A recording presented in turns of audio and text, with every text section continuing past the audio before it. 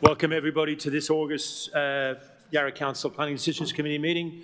Yarra City Council acknowledges the Wurundjeri warring people as traditional owners and true sovereigns of the land now known as Yarra. We acknowledge their creative spirit Bunjil, their ancestors and their elders. We acknowledge the strength and resilience of the Wurundjeri Wurrung who have never ceded sovereignty and retain their strong connections to family, clan and country despite the impacts of European invasion. We also acknowledge the significant contributions made by other Aboriginal and Torres Strait Islander people to life in Yarra. We pay our respects to elders from all nations here today and to their elders past, present and future. We have all councillors in attendance, all the relevant officers, councillors. I'm going to ask each of you to make a conflict of interest declaration. You may respond, I do, to the following question. Do you declare you've familiarised yourself with the matters being presented to this meeting and that you do not have a conflict of interest? So after Deputy Mayor Harrison, we'll go in alphabetical order. Deputy Mayor Harrison? I do. Councillor Aston? I do. Councillor Crossland? I do. Councillor Davies? I do. Councillor Gomez? I do. Councillor Ho? I do. Councillor McKenzie? I do. Councillor Wade? I do. And I do. Just before we go to the confirmation of the minutes, just a little bit of confusion about who can speak at a PDC meeting and who can't speak. So basically, just for this meeting and going forward, I just want to just clarify that I've discussed this with all the relevant officers in the Planning Department and most importantly in governance. So to speak at a Planning Decisions Committee meeting, it's not the same as a council meeting where we liberalised, I don't mean with a capital L, with a small l, the rules at council meeting. You just rock up unannounced and ask a question in public question time at a council meeting. But at a Planning Decisions Committee meeting, the rules as they currently stand are that if you've sent in an objection to a planning application, you can speak. That objection could literally be one line. This is too high for the street, or I do not like this development. So you have to have made you have to have made an objection to the application. You can make that objection past the deadline in reality. We've never really policed that very much. Do you know what I mean? But if you just rock up on the night or announce that you're rocking up on the night and you want to speak, you're not allowed to. With the Planning Decisions Committee meeting where tonight, it's almost like a sham because we're discussing 3 items that we've got no power over. They're referrals from DDP. It's slightly more complicated. If you've registered an objection to DDP, they'll tell us, the state, and you'll be allowed to speak here. Or if you've decided to bypass them and come straight to us, we'll also allow you to speak. Either way, moving on, if any of you in this audience, and maybe pass it through your networks, see an application that you don't like, whether it's DTP approval or whether it's through council, just send in a 1-sentence email to the council. I do not like this. This is my objection, and that will allow you to speak. Having said that, you speaking tonight on a DTP referral, we're all wasting each other's time here because no one's going to listen to us, not what we decide, not what you say, and that's something that we as councillors are going to be talking about in the next couple of weeks about how to deal with this new regime we've got in planning in Victoria. But for tonight, what I'm going to suggest is, because there's a little bit of confusion, if you have just rocked up tonight and you want to speak and you haven't made an objection, I'm going to be asking my colleagues to allow you to, and we don't want to feed them, we don't want to feed the monster, if you get what I mean. Okay, moving on. Minutes of the last meeting, 28th of July 26. Anyone who was there, can they just move the minutes? Councillor Ho, thank you. Seconded Councillor Gomez. All those in favour? That's passed unanimously. Moving on to the 3 agenda items. They're all Department of DTP application reports. So we're not determining on these issues. We're just sending an opinion to council. I think you probably all know that, but just for the record. So the first one is 290 Park Street, Fitzroy North. We've got 3 registered objectors who I'm going to call first, and then there's 1 4th person who hasn't registered, but as I said before, I will let that person speak. So the first of the 4 is Paul Alboni. Please come to the front, and you'll have 5 minutes from when you start talking. Just press the button for the red light to come on, please.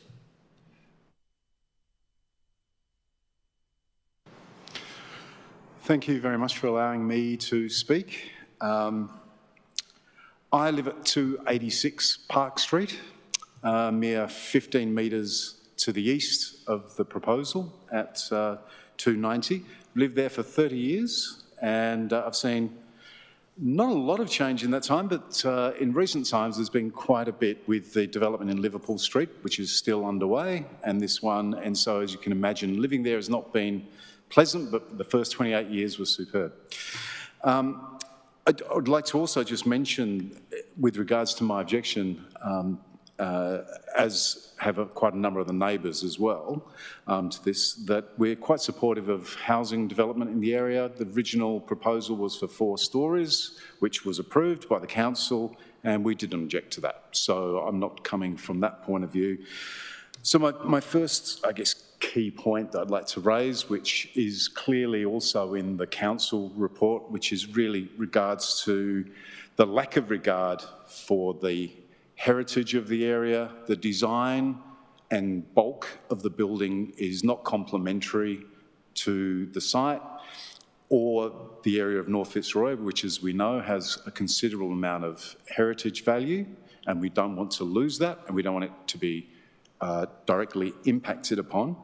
The design of the building at 7 stories being a very, very large bulk, and the new building on Liverpool Street, which will be 6 stories when completed,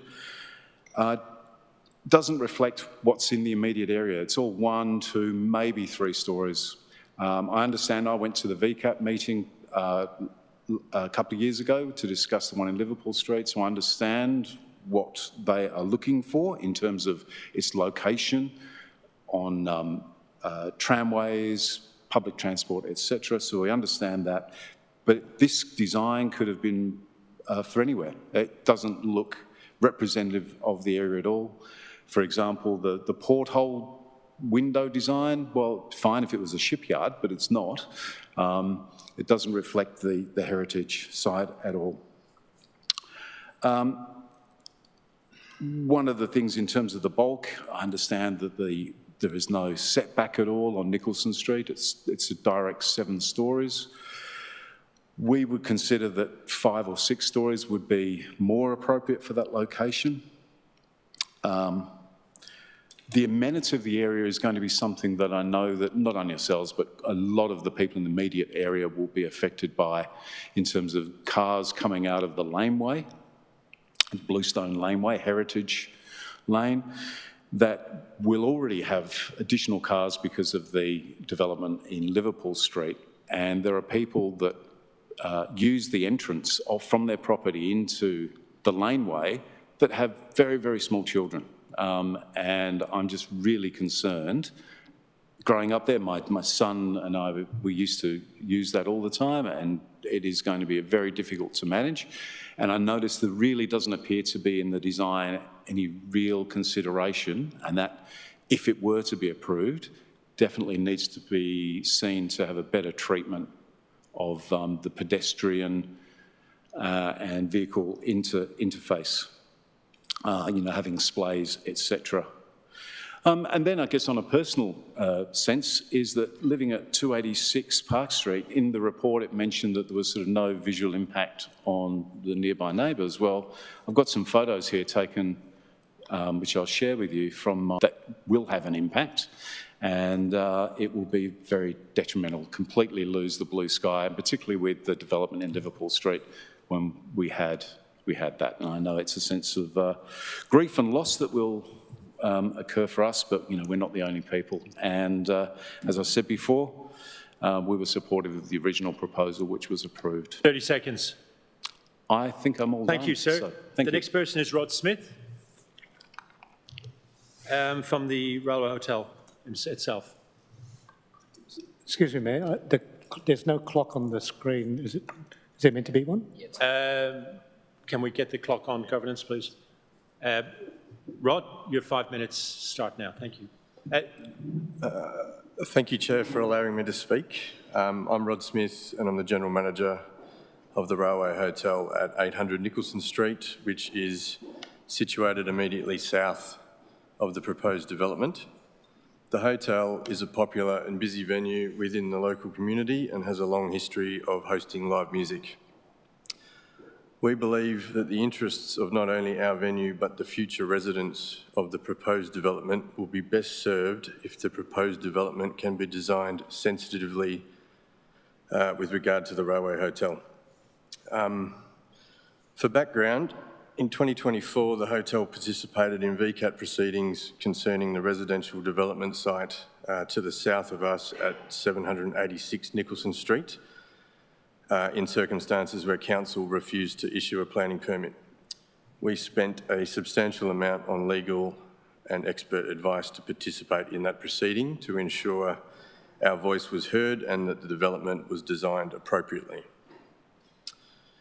We also spent a substantial amount of legal and expert advice to help prepare a submission relating to the previous planning permit application for 290 Park Street, which was subsequently withdrawn.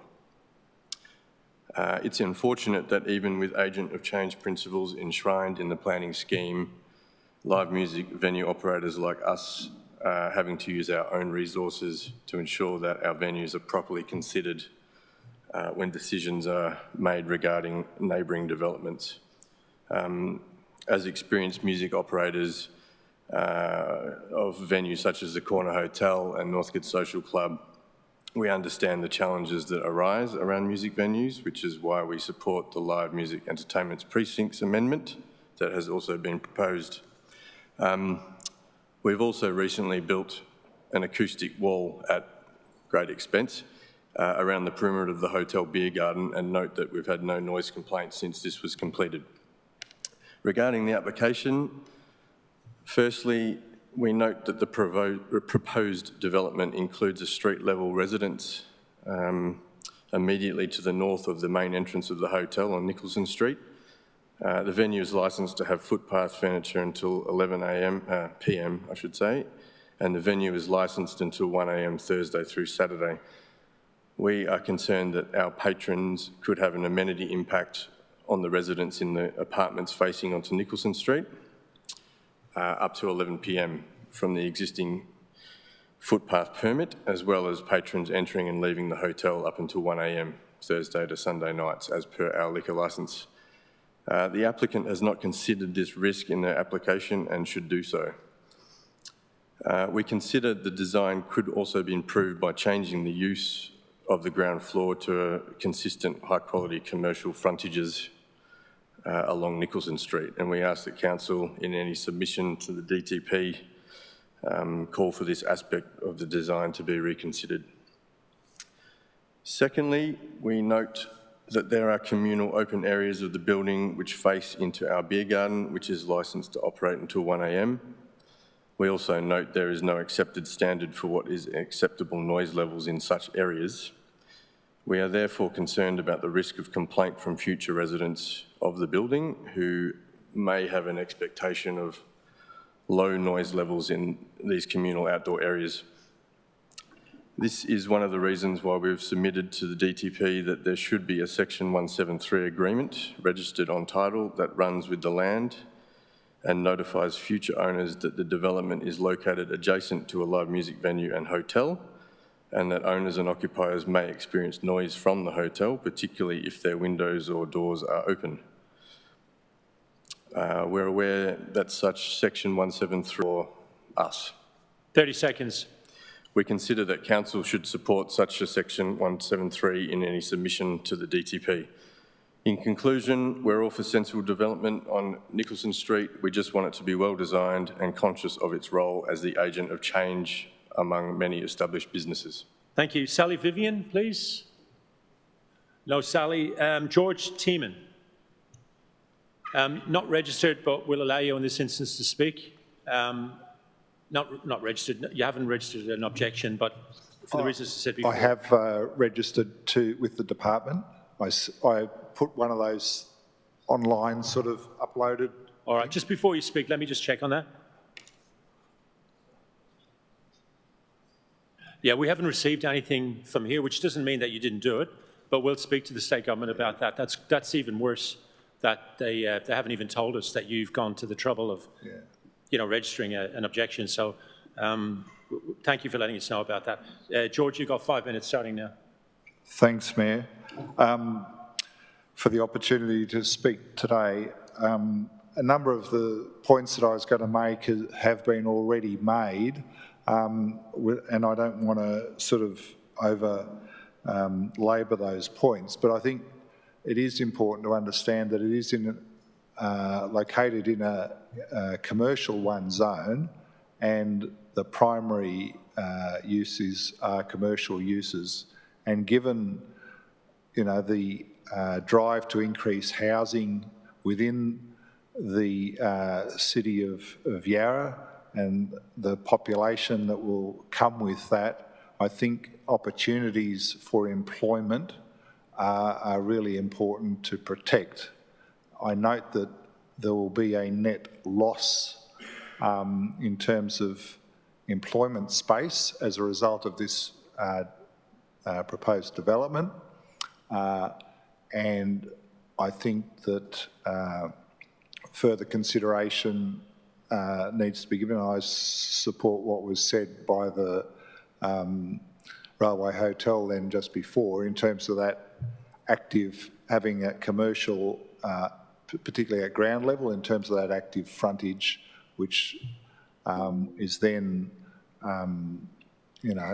adheres then to the character of Nicholson Street and that corner. The other thing I'd just like to say is that the way it's done, it's really an overdevelopment of the site. 7 levels on 598 square metres of land. A more sensitive and appropriate development would be at 4 levels, which still exceeds the surrounding area, but would fit in much better.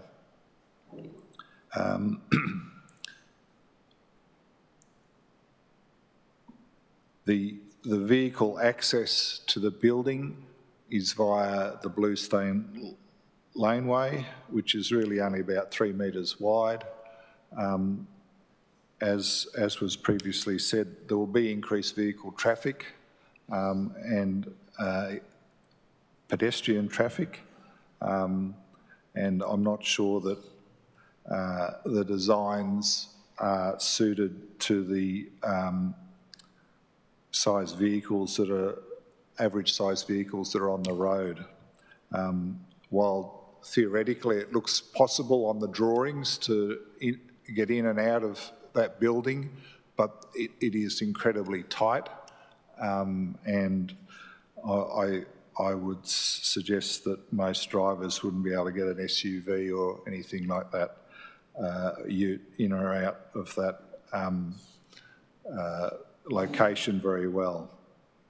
And it's certainly not able to sustain traffic in 2 directions. On the issue of affordability, while there is, I think, 5 sort of 1-bedroom studio apartments within the proposal, there is no guarantee provided that any of these would be affordable to households on a low to moderate income of Yarra. So any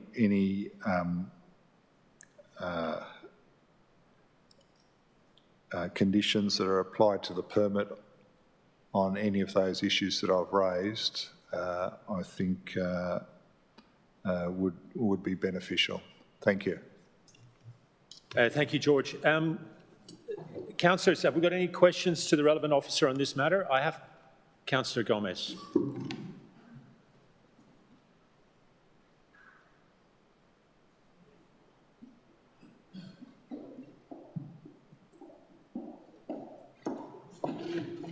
Councillor Gomez, go ahead, please.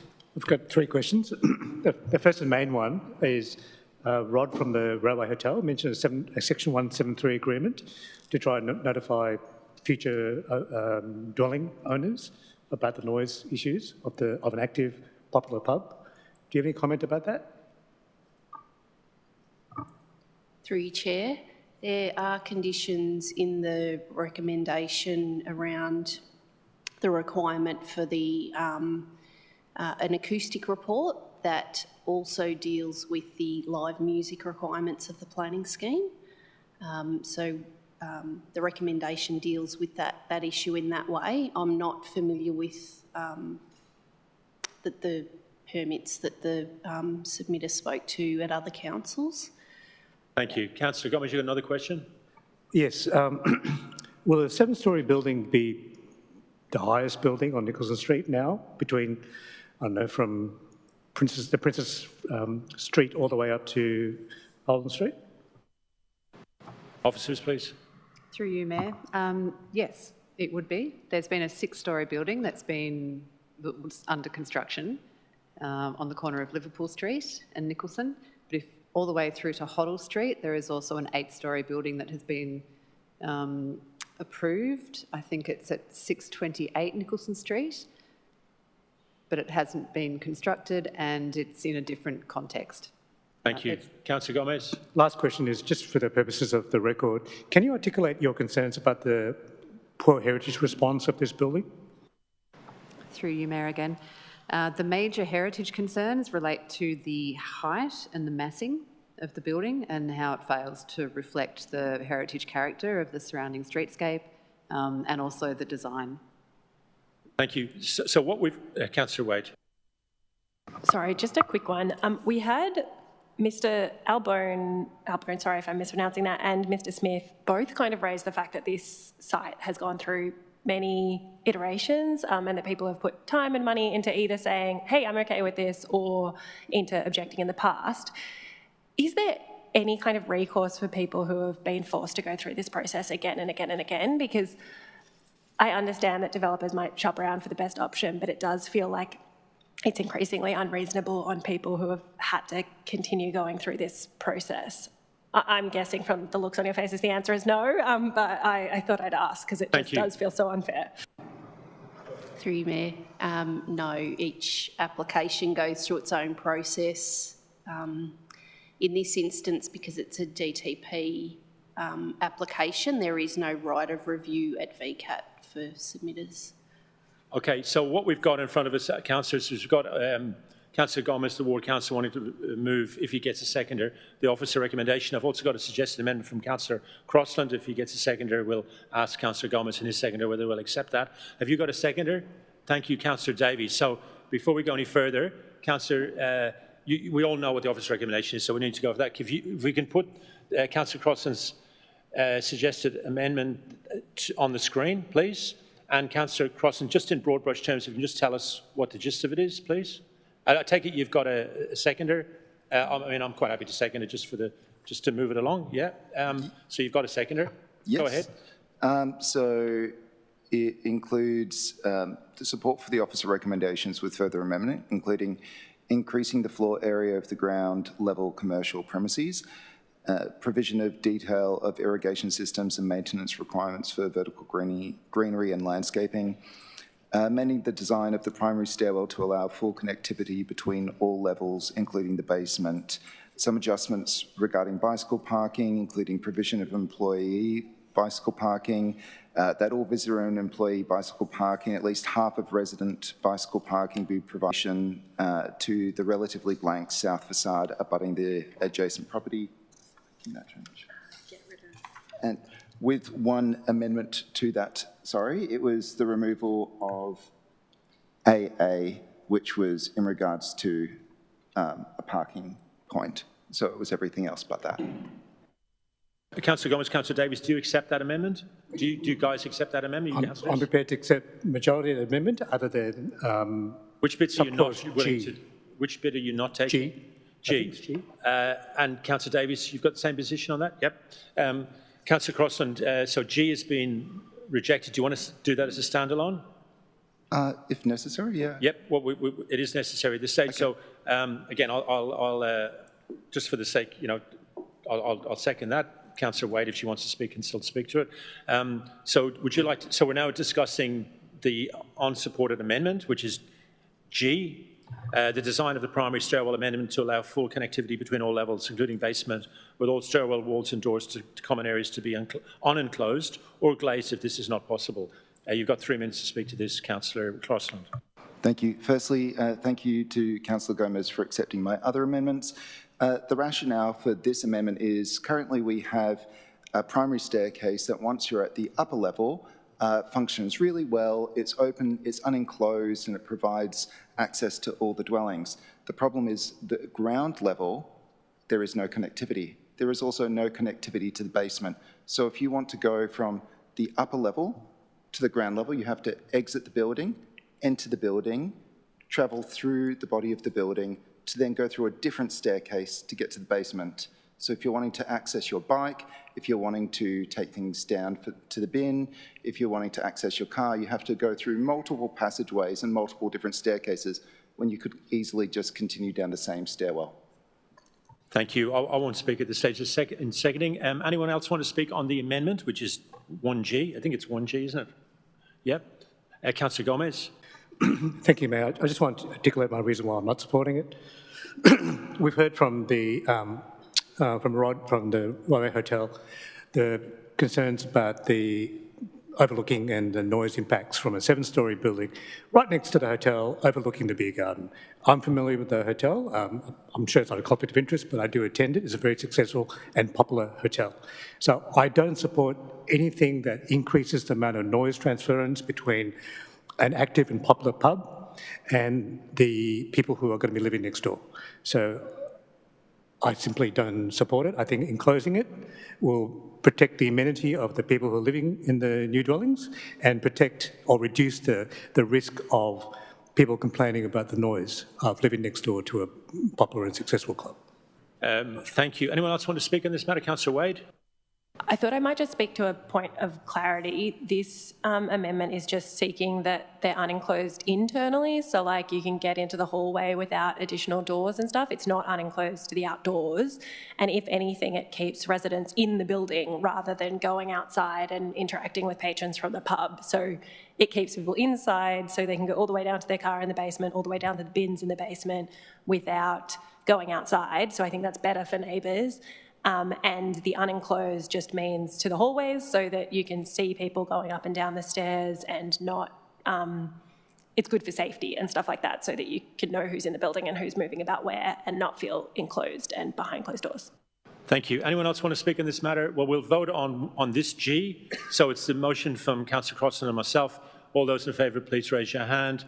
Aston, Wade, Crossland, Deputy Mayor Harrison, Jolly, Mackenzie, all those against, Ho, Gomez, Davies, that has passed. So that's now incorporated into the motion of Councillor Gomez and Councillor Davies, the amended motion. So Councillor Gomez, you've got 3 minutes to speak to the officer recommendation as amended. Please start now. Thank you, Mayor. So essentially this is another state government project brought to you by the Great Design Fast Track Pathway. We can argue whether it's a great design. It's not in my opinion, and our planning team would probably agree from a heritage perspective.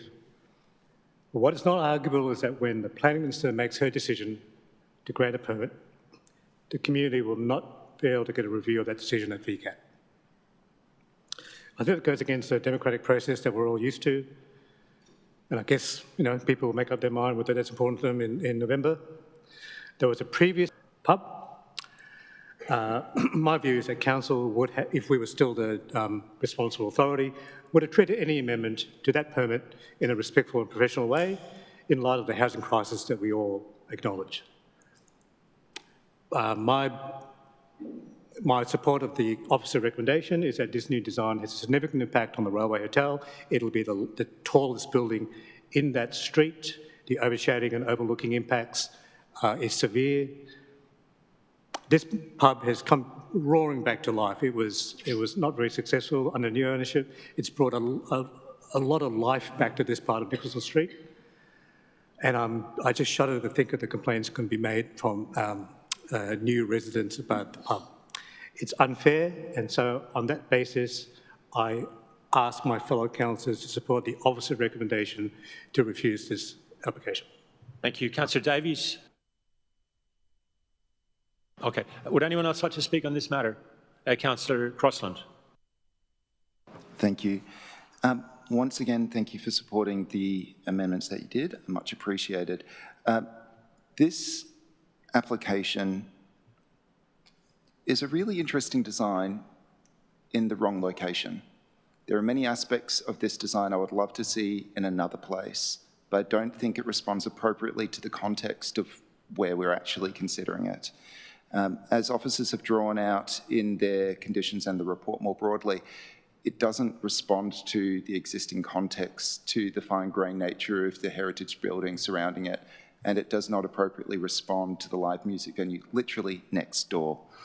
I'd like to say thank you to Rod and also to Music Victoria for letting us know about this from their perspective around the impacts. So that really drew it out for us as well, so thank you. I think if the state government does approve this, the conditions in front of us will go a long way to improving the outcome. But overall, I think a redesign is necessary for this site, and I hope the applicant takes that into consideration about what it does moving forward. Thank you. Thank you. Would anyone else like to speak on this one? Councillor Wade? Just very briefly to again acknowledge the neighbours who have obviously been through this process a few times now. I can't quite imagine how frustrating it must be, and it sounds like you've been very reasonable in the past as well, and engaged as fully as you could. I share your frustrations, and I'm sorry you've had to go through this, and I'm sorry that it's not over.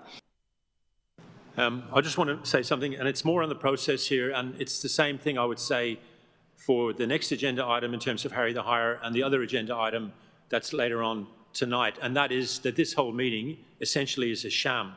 It's like the Middle Ages where the priests of medieval Christianity would debate how many angels on the pin of a needle.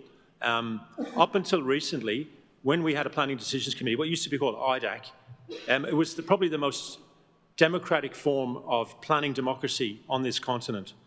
People would look at the sign. It used to be a yellow sign. Nowadays, it's a white sign. They'd see a planning application. They'd either like it or they wouldn't like it. They'd write in an objection if there was a certain number of objections received. The officers, the authority for approving it or not would be taken out of the hands of the officers. They would give an opinion, but they wouldn't decide on it. It would be kicked upstairs to the 9 councillors, and you guys would rock up to a Planning Decisions Committee, and we would either accept, after listening to you guys plus the applicant, we either accept, reject, or amend the planning application. And the losing side could go to VCAT, and we've all got our problems, our issues with VCAT, but it's the closest thing to a people's court that you've got, even though it's full of holes.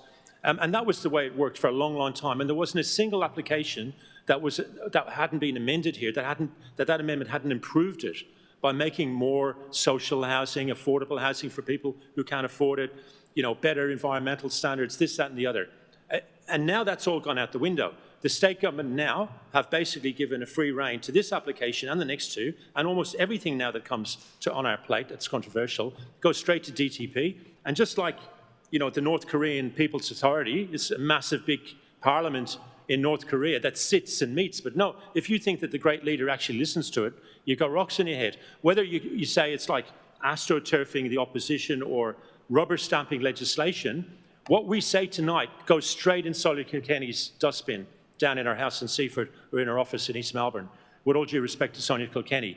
And I just wonder whether or not there's a better way of dealing with these applications, because we're complicit in this sham in housing stress.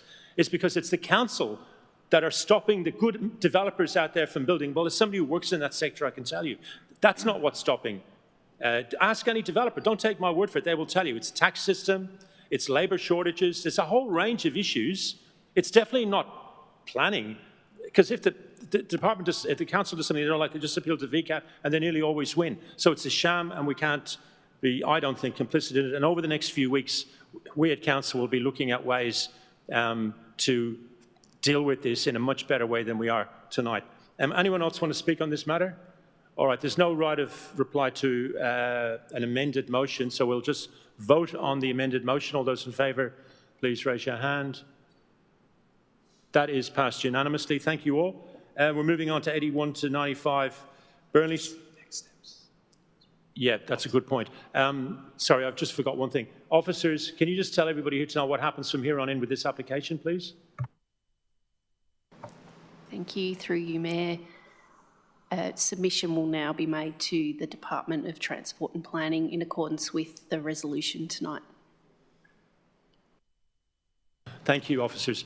Okay, so we're now on to 81 to 95 Burnley Street and 26 to 34 Doonside, Richmond. We've got 5 people registered to speak, but because this is even more of a sham than the other two. I'm going to ask Mary Osmond, who's the boss of planning, actually Narelle in this instance, to give a little bit of an update about where we're at before we hear from the 5 people who want to speak. So Narelle, please, can you do that?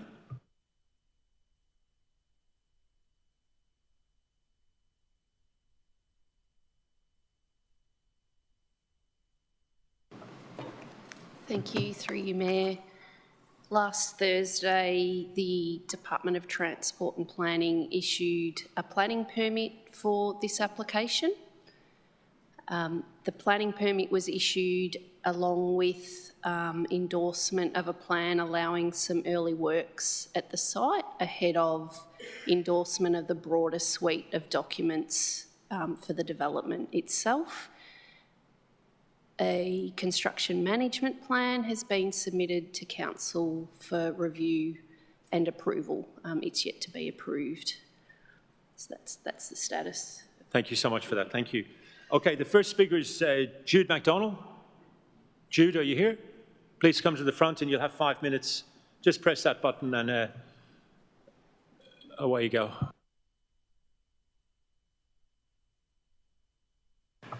Thank you. So I'm a resident of 2 David Street in Richmond, so I live quite close to the development. I just wanted to express my concern about how this permit was issued by the DDP. I'm a fully fledged ratepayer along with most other people that are submitting an objection. The community has not had a chance to provide feedback on anything. I'm concerned about the height of the proposed apartment buildings. The car parking is an issue, traffic management, Doonside Street, Appleton Street, and the intersection where Buckingham. It's incredibly dangerous trying to turn your car out, left or right, coming out of that space. And also there's more development proposed for other sites around where we live that are also going to be large in scale. I'm also a regular commuter into the city, taking the trams in and out to get to work, and they're incredibly overcrowded as it is. Huge uptick in population is going to cause more problems. I'm not opposed to development. I live in Embassy, which was a development not so long ago, but I do feel like we haven't been given the opportunity to put forward our objections and get some of the amendments, and I fully support the recommendation and the key issues that were highlighted in the Council's report that I received via email. Thank you.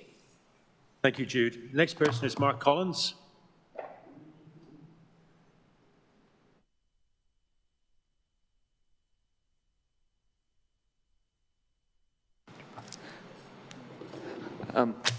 Sorry, I know you say this is like, it is like a sham, but I mean, I guess at least we can still have a democracy within council and chat, and I can see your frustration and everything and your anxiety with it all, but I guess at least we can still have our say and have ways of maybe trying to get around what's happening at the moment, because it is very, you know, it's a way of how as council can go about maybe taking legal action or ways around this. I know residents in Kew, I believe, are doing action against the state manager. I mean the honourable the building minister. Sorry. So I guess there's just ways about doing that. I did write to her and several other people, and just like council with the development plan, my main issue was the height. As we know, these towers, one of them is going to be 17 stories and the other one is 18 stories, which is massive in that area. And I'm in River Street, which is just one street over, and backs onto Appleton Street. And there's massive concerns for overshadowing, like all of Appleton Street is going to be in shadows as per the architectural drawings in the winter months. And I've recently installed solar panels on my roof, and from the shadow drawings, those solar panels are now going to be in the shadows on the coldest and coolest months. So there goes my greenhouse, trying to say, be green and everything. And as you probably say, like, doing these developments aren't solving the housing crisis for the state government, because there's only about 8% of affordable living in there out of all the apartments, which is not even meeting, I believe, their 10% requirements. So they're not even meeting the state government's requirements. And also, they're all mainly 1 and 2 bedroom apartments, hardly, not many 3 and 4, and obviously they're going to be penthouses. So if the state government was serious, and it's probably something to say to them, is, why aren't they building more 3 and 4 bedroom apartments in these high-rise buildings on lower levels that aren't going to be apartments? But my main concern is the overshadowing, obviously, car parking issues, like in North Street. Trying to get a park any time of the day these days is such a issue with on-street parking, so that's only going to get worse. But I guess the main thing, even though we say this is, you think it's a sham, which it is, it's just, democracy has just gone out the window. How can councils get around this, and legal action? Because surely what is happening can't be done, because we've got no say, and then what happens? Then we've still got no recourse of action, like people with solar panels, how are they going to be, reimbursed and things like this? So I think sort of need to look at the positives and how can we work forward and see what other councils are doing in legal actions, because it's only going to get worse. As we know, every year the buildings get higher and higher, and if we're already up to 18 stories in our area, it's going to get worse with wind tunnels and everything. And I know there's been a lot of legal stuff going on with the site as well. But yeah, I'd like to thank Sharon, Councillor Sharon Harrison, for all her work she's been doing on this, and council as well. So thank you. Thank you, Mark. Nicole Spratt, welcome.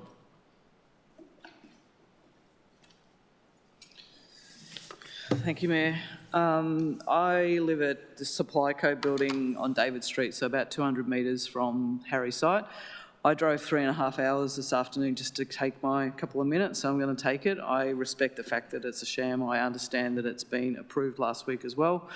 My first point is the public notice. I get that the minister doesn't need to put all development on public notice, but this is about to be a 4-towered, 17-story building in Richmond, in this area, for the first time ever, and I think there's some respect that needs to be done for the residents in the fact that it should have gone on public notice.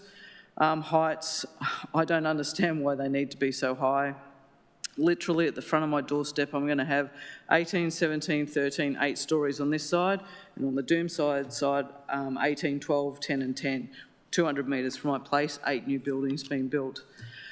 I think I've estimated collectively between those two sites 1,258 new residents. I agree with parking problems, so there's 687 going on to the Harry site, 474 car parking. I agree with Jude in regards to the public transport, which I catch into the town. It's already full now. I don't know what it's going to look like in the future. I've estimated about 66% of the able adults that are able to drive out of the Harry's push close to 2,500 new residents, that's new apartments, in between Victoria Street, Burnley, Bridge Road and the Yarra River, across 7 streets that run parallel to Victoria and Bridge. Only 2 turn right. At the moment, only one has a set of traffic lights. All the other roads are too narrow to take traffic for 2,500 new apartments. You can forget visitors coming to your home. There's nowhere to park. And I get that they can all catch public transport, but I've done the estimate for my few family, and there's absolutely no way they're going to catch a train, a tram, another train and another tram, and then walk. You can also forget going to see other people, because if you don't have a car, because the expectation is that we don't have car parks for everyone, then there's no point leaving your place. I don't understand the infrastructure that's going to happen around this highly populated density: police, ambulance, fire trucks, schools. I don't know what it looks like at all. During construction, I don't have an idea of what the traffic looks like, trucks, cranes. We already have challenges with parking. The development at Riverside, they're all parking at Doomside at the moment, but once either site, Harry's or Doomside, start, I've got no idea where the tradies are going to going to park. I'm not stupid. I understand that the commercial area or this particular block within the Boulevard Ward needs to be developed. Harry's is a prime site for that, but there's no community engagement. There's no master plan for the area. I agree that we've been robbed of sun. And I would also like to thank the Deputy Mayor for her attempts in keeping residents not just informed over the last few weeks, but informed over the issues going on in this particular area over at least the last 12 months. And I'd like to thank the Yarra Council planning team for their assessment in this particular development, despite the fact that it does seem to be a waste of time. Thank you. Thank you, Nicole. Boston Shesfora? Not here. George Tiemann, the last speaker.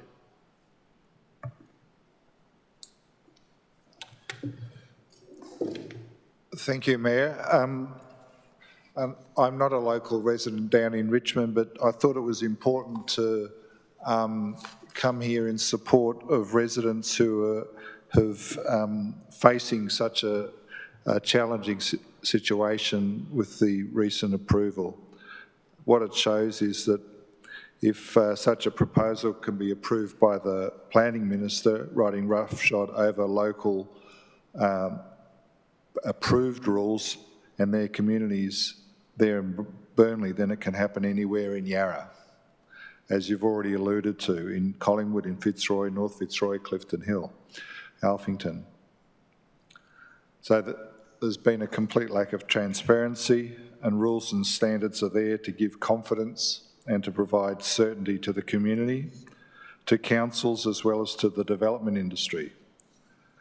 When these proper processes are trashed and decisions are made behind closed doors, the integrity of the whole system is at risk.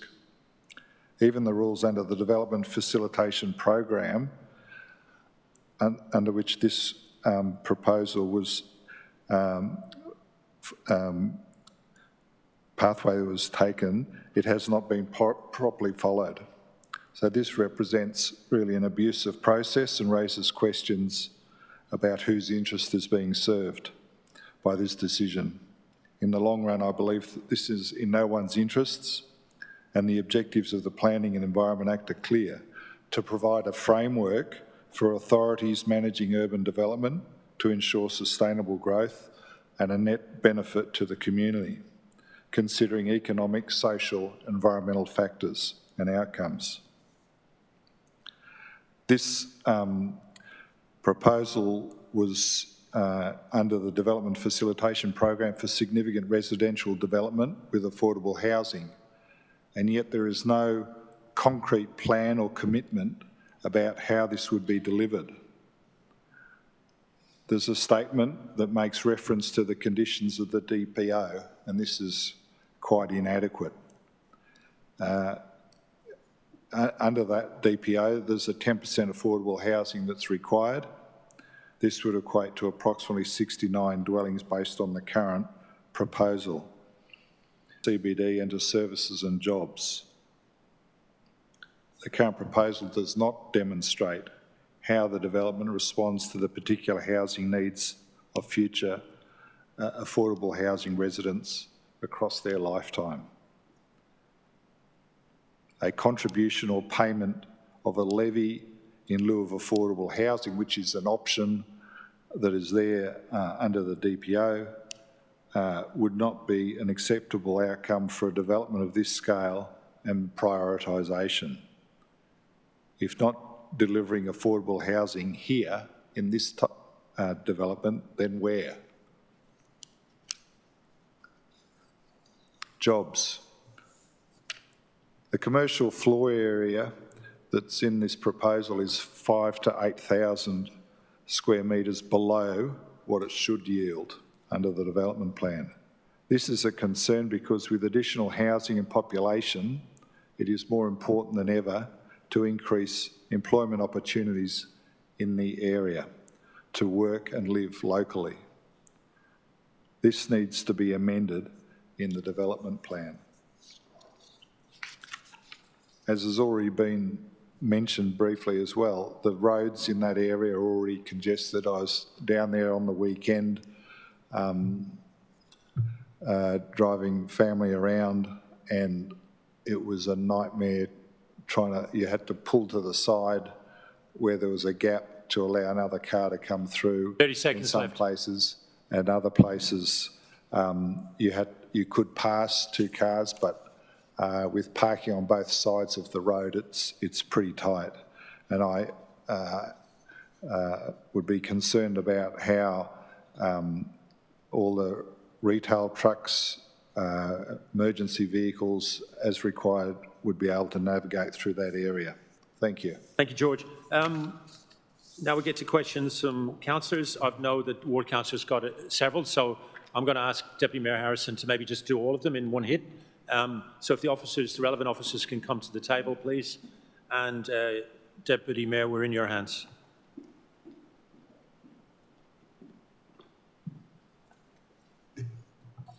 Okay, so my first question is, can officers confirm whether legal advice was sought in relation to the decision by the Department of Transport and Planning not to provide public notice in relation to this planning application?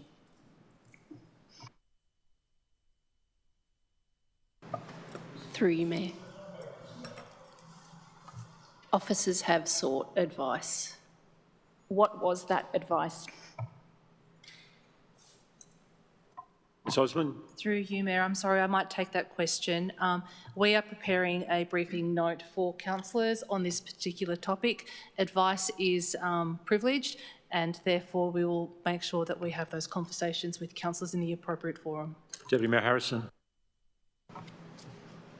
Can officers please confirm when they received the complete planning application? And I use the term complete with reservation.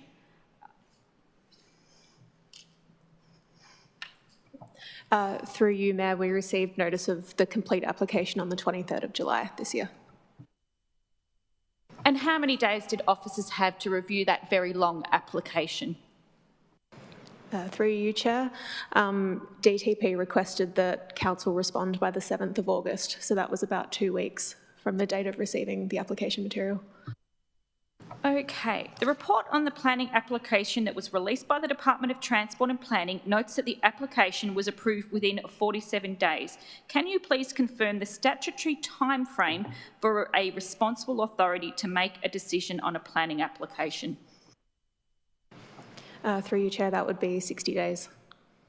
So what you're saying then is that Council was well within the 60-day period and that the decision was actually tendered by the Minister at the 47-day point, and that they could have indeed waited and still be meeting the statutory timeframe, is my reading of this. That's correct. Okay, one last thing. Can officers please compare key differences between the development plan and what has been approved in the planning permit issued by the Planning Minister? Through you, Chair. The planning permit that has been issued doesn't report in terms of the departures from the development plan, reflects the differences in what's been approved. Okay, let me rephrase that. Which aspects where officers suggested key changes to the planning application have been ignored by the Minister? Through you, Chair, the recommendations to seek a reduction in the building height and change access within the north-south laneways, those were some of the recommendations that weren't adopted, essentially in relation to site, building massing and siting. Okay, so any other questions? Councillor Wade. This one, feel free to take it on notice if you'd like, but how many hours of officer time do we think was spent reviewing this application? It's possible this one might be to Ms Osman instead. I know we had referring bodies within council, but how much time do we think was spent pulling this report together? Through you, Chair, probably can't advise on this application specifically, but the report that was presented to the June council meeting did go through some detail overall of the time that is spent and the cost of assessing matters that are before DTP. So would it be safe to say quite a bit of officer time and expense?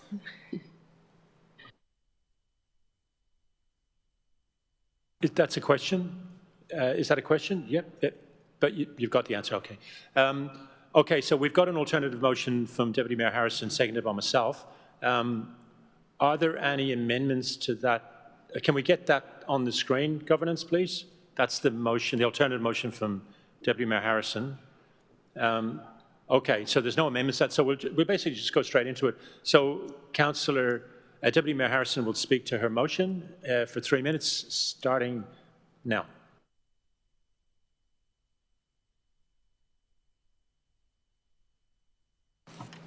The development plan for 81 to 95 Burnley Street, Richmond, was approved by the Planning Minister, Sonia Kilkenny, on 15 October 2025. The Department of Transport and Planning did not provide public notice for the planning application for this site, even though the development is not in accordance with the approved development plan. The deviation for the development plan and the failure to notify residents is a breach of trust.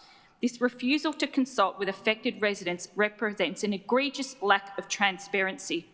Decisions are being made by faceless bureaucrats at the Department of Transport and Planning and signed off by the Planning Minister. Council officers recommended a reduction in height to comply with the development plan. The Minister ignored this and approved greater heights on 3 of the 4 buildings. Council officers noted the development will have adverse effect on amenity in the surrounding area and the development's public realm response is deficient. The Minister ignored this. This development will lead to poor outcomes for the community and the residents of this building in the future. The inadequacy of the modelling of overshadowing means that officers have not been able to properly assess overshadowing. The Minister has cut affected residents out of this process, approving a planning application that is not in accordance with the development plan without even notifying them of the changes or providing an opportunity to provide feedback. The Minister for Planning has ridden roughshod over Yarra's residents. At a time when people's trust in democracy is at an all-time low, the Minister's actions in issuing this permit without public notice and without bothering to wait for Council's Planning Decisions Committee to form a position on this application and the Council's referral advice simply undermines people's faith in institutions, and we've heard that from people here submitting tonight. What has actually happened here, it has had a corrosive effect, undermining democracy. Planning Minister Sonia Kilkenny has disabused Yarra's residents of any illusions they had about having a say about what happens in their community. Finally, I would like to acknowledge the work of Ms McGuinness and Council's Planning Department on turning around the report on this planning application in such a short time frame. We should acknowledge their efforts to encourage better outcomes with this development. It is worth mentioning here that the state government introduced a raft of changes following Operation Sandown report on the corruption scandal at City of Casey. This included the requirement that all councillors are committed to the Development Facilitation Program pathway, and decisions are being made behind closed doors at the Department of Transport and Planning and signed off by the Planning Minister. Deputy Mayor, this actually makes a mockery of Council's Planning Decision Committee and the sterling work of Council's Planning Department. Thank you. In seconding, absolutely. In seconding this motion, I want to just echo what some of the objectors have said and acknowledge the great work of Deputy Mayor Harrison in working with the residents and the residents themselves on this application. What we've got now in Victoria is that planning democracy, weak as it was, is being replaced by a sham. What we've got with this application is that they're not respecting the sham. The sham is that the application goes to DTP. The DTP pretend that they're interested in our opinion. We have the People's Assembly here. We come up with a position. We send them off the email the following day. They put it in the letterbox, in the dustbin, I should say, and it gets approved. They haven't even had the good manners to respect their own sham in this instance. We've now got sinkholes developing around the site. Like, this is really, like, I know Tim Gurner, and I had sort of like, you know, like two boxers, you have respect for each other. I had him on my podcast, but this is not his finest hour. And I was very influenced by the objector tonight, Mark Collins, when he said, you know what, maybe we need to look at this a little bit differently. Yes, we need to mobilise the community, use the state election campaign to hammer on this, because don't think the opposition are any better on planning democracy, by the way. But maybe we have to look at what Burundara is doing with the 18-storey development at Leo's, where they've taken the developer to the Supreme Court. I've just texted during the course of this meeting Deputy Mayor Harrison about having a discussion with her about the possibility of calling an extraordinary meeting of council and instructing the officers to undertake Supreme Court action on this matter because of the gross errors that the planning department have made in this instance. I want to hear, obviously, it's Deputy Mayor Harrison's call in a lot of ways because it's her ward, but it gets to the stage now where we either just take it and we just like complain and moan and groan every PDC meeting, or we have to do. Burundara might be an example to us. So I want Mr. Collins to know that we're listening to you, that thought, and we will follow it up. And I hate giving money to lawyers, but sometimes you have to.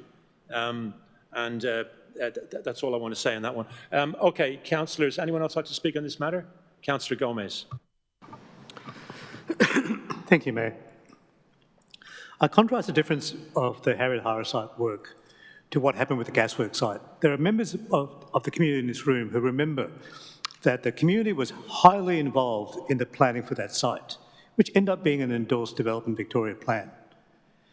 Council officers, over time, were able to make their assessment as professionals, as a referral authority for all three parcels, parcels A, B and C.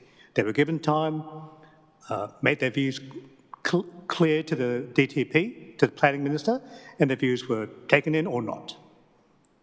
In this case, the state government, the planning minister, didn't even give the courtesy of notifying you as a community of the planning permit that was issued last week, and giving our planners the chance to contribute their expertise and professionalism to make an assessment of the proposed plans. I am staggered why they wouldn't do that. 100 days out from an election, I can't work it out. If this is what State Labor, as a party of government, and the Greens think is community respect and democracy when they passed the planning reforms last year, then bring on November. Anyone else like to speak on this matter? Councillor Wade.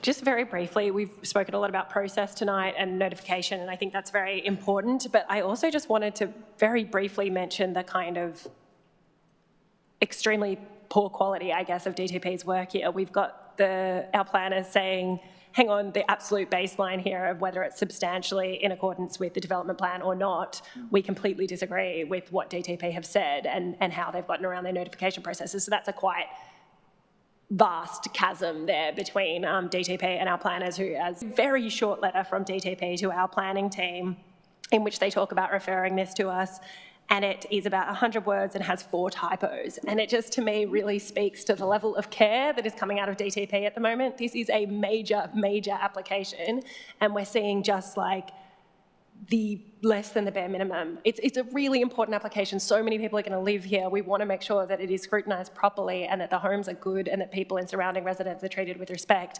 And we're not seeing the quality. Thank you. Anyone else want to speak on this matter? Does Rod reply, Councillor Deputy Mayor Harrison? Look, I'm just going to actually turn to what happened last week, where the residents alerted me to the fact that we had sinkholes that had opened up on the footpath in Appleton Street. Council officers did not even know that a building permit had been issued for the site because the surveyor had not bothered to comply with his legal obligation to send a copy to council within 7 days. We have all sorts of issues going on the site even before the planning permit was issued, and this is what the residents are going to be facing potentially for the next 5 or so years. Well, I can say now that as a councillor, I will be here to keep them to account about what's going on there. If we roll over on this and just turn a blind eye, what's going to be next? will it be another example of, you know, like the Mount Waverley pit collapse that we had with this surveyor that's involved here? So that's all I've got to say, is that I'm here on the residents' side because what is going on here is egregious, and it is actually a symptom of what the planning minister is condoning in basically acting like the rule book does not exist anymore. The developers think that they can ride roughshod over our residents, the communities. Community safety doesn't even seem to be on their radar. So council needs to stand up here, and I agree with the mayor that we should be considering legal action. What other avenues do we have? We've tried writing to them. We've had meetings with them repeatedly. We've done notices of motion. We've been off to the MAV and had motions moved there. They are not listening. So yes, we absolutely need to consider other avenues here tonight. Thank you. We'll go straight to the vote on this one. So it's the alternative motion from Deputy Mayor Harrison and myself. All those in favour, please raise your hand. That is passed unanimously. Officers, can you please let us know what happens from here on in with this one? Thank you. After tonight, officers will implement all of the items in the council resolution, including preparing a briefing in September. Thank you. And thank you everyone who's come for this matter. We'll move on to the last agenda item, which is 111 Queen's Parade, Fitzroy North, the Fitzroy Gasworks Parcel A. The first registered speaker is Chris Goodman. Chris is not here. George Tiemann? You've already... Yeah. Okay. Susan Margaret Meyer? Okay. Well, there's no speakers then. So I'll ask councillors if they've got any questions to the officers. Councillor Gomez has got 2 questions, so we'll just wait for the officers to come to the front, and we'll ring your hands then, Councillor Gomez.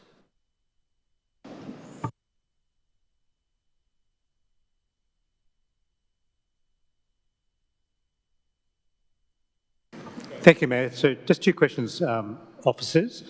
One is the original Development Victoria plan for the gasworks site envisaged about 1,200 apartments. By my count, we're up to 1,451. Have we been given a reason for the increase? And the second one is, again, the original permit talked about 120 social housing dwellings in Parcel A. Again, have we been given any reason why they've been reduced down to 0?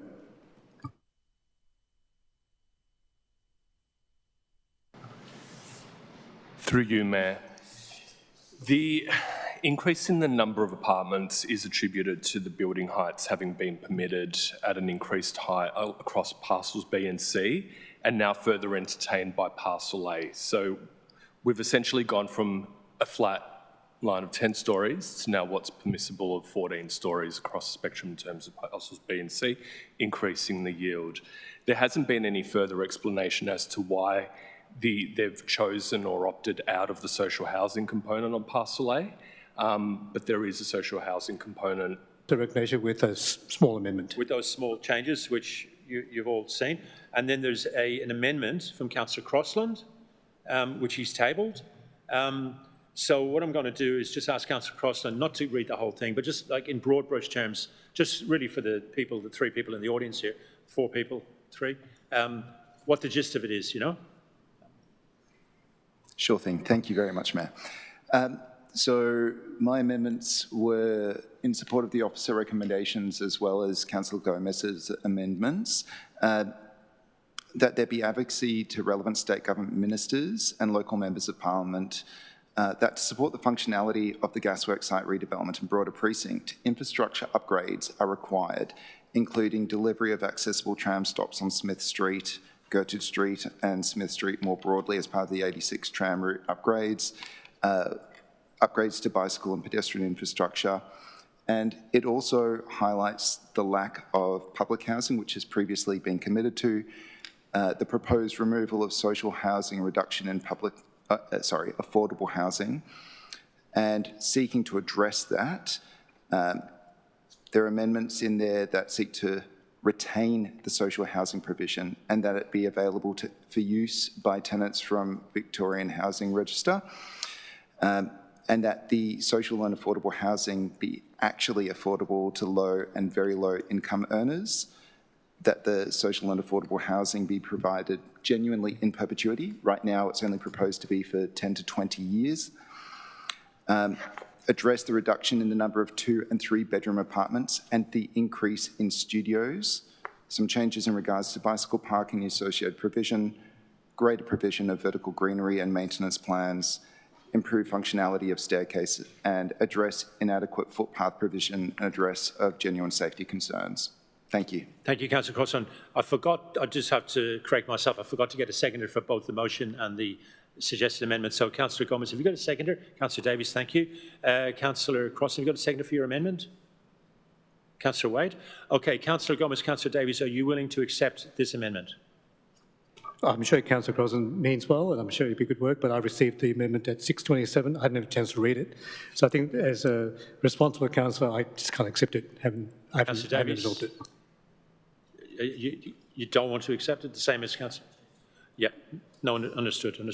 Okay, so that's been rejected. Do you want to make it as a standalone amendment? Yes, you do. So we'll move, Councillor Crossan and Wade will move the amendment as a standalone amendment, and if it's passed, it'll be incorporated into the motion. If it's not passed, we'll just vote on the original officer recommendation or discuss the original officer recommendation. So, Councillor Crossland, you've got 3 minutes to speak, starting from now. Thank you very much. So my amendments seek to address what I feel are opportunities to further strengthen the officer recommendations at this point in time.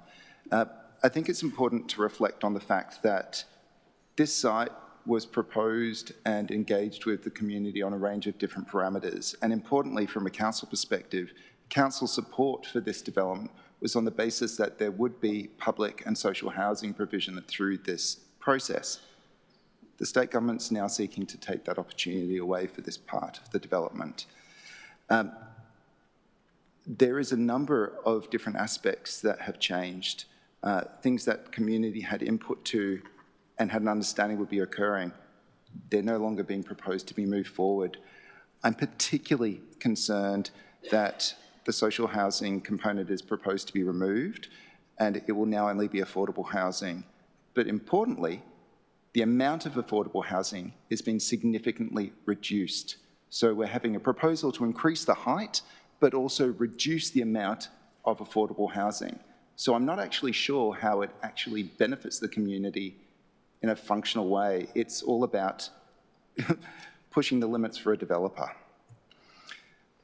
When you look at the bicycle infrastructure that's proposed, it's completely inadequate. And again, a step away from what was in the development plan, where it was indicated there'll be a minimum of 2 bicycle parking spaces per dwelling to make sure that people who will be living there will ride more.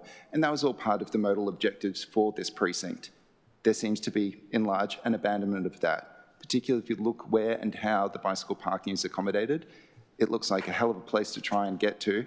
I know if I'm riding my bike, I wouldn't be using it. We have issues around the design and its interface to the streets. A 1.5 metre wide footpath onto George Street. That's a completely horrendous outcome to think that's going to be one of the primary footpaths for people. How are we seeing that that's acceptable? I appreciate that the Minister may very well throw out everything that we've put forward. But at the same time, I think this is an opportunity to make sure that we're incredibly clear about the shortcomings, all of them associated with this current proposal in front of us, and that we can take this opportunity to also engage with state government representatives relevant to Yarra to advocate on our behalf to get the better outcomes that we agreed to as part of this development and see that through. Thank you. Thank you. Councillor Wade? Yes, so these are, I think, incredibly useful, I would have thought, non-controversial amendments that I think have been actually led by our community over many years. If anybody has walked around the gasworks site, they will understand the pedestrian infrastructure issues immediately. On the side of the high school where it's been built, there is just like the footpath is so unbelievably small and you're right up against a wall and there's a bunch of like pillar things going into it that you have to try to get around and you've got fast moving traffic next to you. It's like an abysmal pedestrian experience. I think it's also important to note that Ed's motion here confirms that this accessible tram stop on Smith Street has actually already been committed to, so it's just about expediting it. It's not about getting one. I'm a bit concerned that Councillor Gomez's motion would take us backwards on that. We want to make sure that the state government knows they've committed to that and just speeds it up. I also think most of the provisions about public and social housing are in line with what we've said before. We want more public and social housing. Our community wants more public and social housing on this site. Again, I don't think that's controversial. It's in line with what was agreed originally with the community and what was announced. The stuff about the bedroom allocation, getting more 2- and 3-bedroom apartments and limiting studio apartments, absolutely in line with what our community has been telling us. They want more space for families. And the rest of it is fairly standard bicycle stuff. I would personally be quite embarrassed to vote against this. Councillor Crossland let us all know what he was trying to move at 5:30. He is a working man with 2 children. He sent his exact amendments at 6 p.m, and if councillors chose not to read stuff before the meeting or during the meeting, that is on them. These are really, really reasonable things that aren't that improve something. He's taken time out of his life to try to improve something for the council's position to be as strong as possible on a major and important site. I really hope people support it because it's been done in good faith. Thank you. Anyone else like to speak on the amendment? Councillor Aston. I will be voting in favour of this amendment. Largely, I mean, I agree with all the stuff around social and affordable housing and the sort of the reminder to the state around that and our displeasure with the removal of it. For me, the key point here is about limiting the number of studio apartments to no more than 20% and significantly increasing the provision of 2- and 3-bedroom apartments. I think that's a really important amendment to make. Whether we get it or not is a completely different kettle of fish, but saying that being able to accommodate more people within a household so that people can stay in Yarra and have families is really, really important. So I'll be voting for this for that reason alone. Thank you. Anyone else, excuse me, want to speak on this matter? Councillor, Deputy Mayor Harrison. Look, I'm going to support this. There's key things in there that I support around, you know, accessible tram stops and so forth. But as far as I can see, most of these things are actually in line with our advocacy roadmap and things like notice of motion that we've actually put forward in our position. So I'm supporting this tonight. Thank you. Anyone else like to speak? Councillor Gomez. So thank you, Mayor. I just make the point that in no way is this a reflection on Councillor Crossland's professionalism or work ethic. It's simply a matter that if something is delivered to me at 6:27 p.m. on the night of the decision, I don't think it's conscionable for me to try and absorb this. This is in my ward. Not that it makes a difference, but this is a large project. It's 1,451 dwellings. I agree with much of the sentiment that Councillor Crossland has expressed. I think things can be improved. I'd like to do it in an orderly way. I support the officer's recommendation. I think they're the ones who are the professionals in this case. They're the ones who assess the changes to the government's. Those in favour of what we're voting on now is the amendment from Councillor Crossland and Councillor Wade. All those in favour, please raise your hand. We've got Aston, Wade, Crossland, Deputy Mayor Harrison, Jolly, Mackenzie, Councillor Davies. All those opposed? Councillor Ho and Councillor Gomez, that is passed. So now we've got an incorporated motion, the motion with the incorporation of the amendment. It'll be moved by Councillor Gomez. Your 3 minutes, Councillor Gomez, starts now. Thank you, Mayor. So the community, again, which I was part of, and there are members in the gallery who were actively involved as well, worked with our local member at the time, Richard Wynne, from State Labor, at the time to come up with a development plan that would bring over 1,000 new dwellings, of which 20% was earmarked for affordable housing, a new secondary school and sporting facilities to the wider community. The affordable housing component was very important to the community. We fought hard for 20%, which we didn't think we'd get, but we did. And I suspect that, you know, that was on the back of Richard, Mr. Wynne, sorry, as a local member, basically believing in the community's desire to support affordable housing.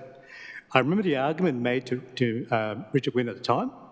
The argument was, if you're going to spend millions cleaning up the site and then millions more building community infrastructure, then it shouldn't be made available only to the wealthy. So it's sad to see the state government amending their own permit, which they granted to themselves, completely remove all 120 social housing dwellings from Parcel A. My understanding is that social housing is typically either owned or operated by the state government itself, or the state government provides funding to a community organisation to provide to the needy in our community. So it's disappointing to see the decision made by the decision makers themselves. Again, I said I thank and support the excellent work of our planning team, and I commend the now amended motion to my fellow councillors. Thank you. Thank you. Councillor Davies? No? Okay. Anyone else like to speak on the motion? Councillor Crossland? Thank you. Briefly, just to say thank you very much to council staff for all their work on this. I'd also like to say thank you to my colleagues for their support for the amendments. This is such a major development.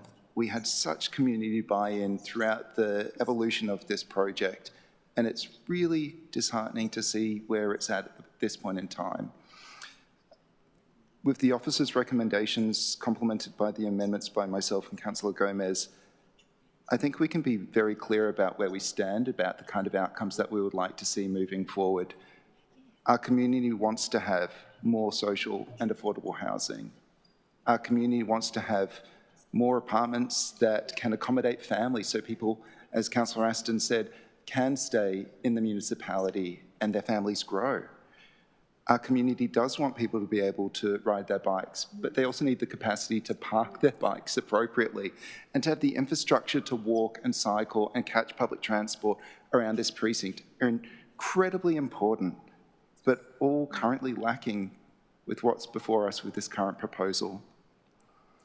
Personally, if there was some kind of broad public benefit with additional height, I'd be open to a conversation.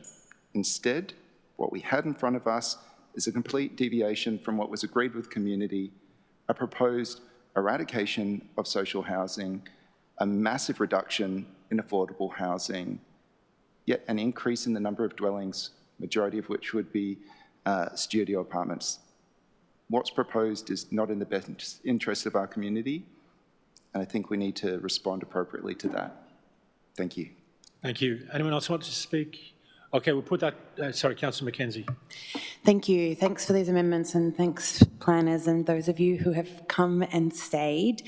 Yeah, this is, you're right, Councillor Crossland, this is disappointing. There is a lot of good things to be proud of on this site. There is a secondary school. There is, I think, the first vertical sports stadium in the Southern Hemisphere.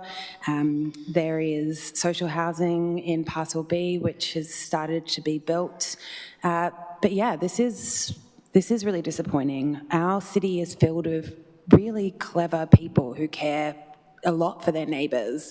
It's been very rare since I've been a councillor that I've come across people that are anti-development, anti-any change, but they want a voice, Labor member and planning minister in the seat of Richmond. And when the people of Richmond had a real voice in government, and I hope that one day we can return to that.